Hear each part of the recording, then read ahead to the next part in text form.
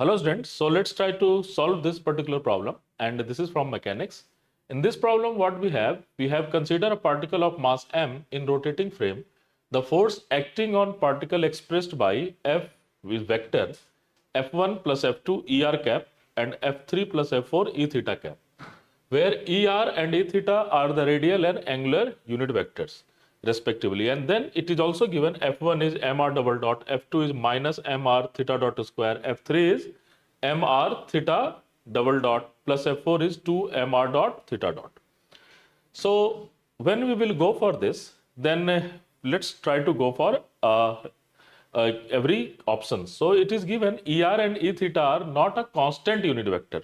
So yes, this option is correct, because we know that d e to the power r cap upon dt is equal to theta dot theta cap, and d e to the power theta, so e theta cap upon dt is minus theta dot r cap. So they are not equal to 0, so they are correct.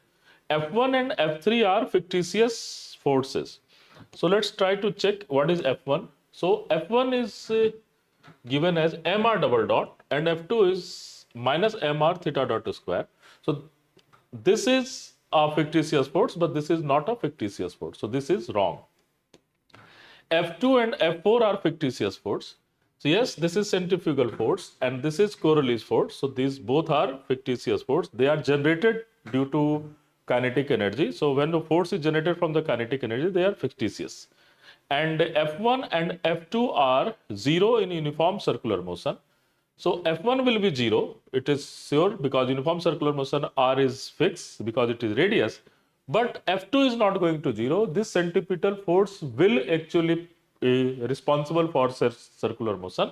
So this is also wrong. So what is the correct answer? The correct answer is A and C. So this is just a definition based question, and you have to, if you remember all the name of the forces and what is its use, this question is just a cakewalk. Thank you.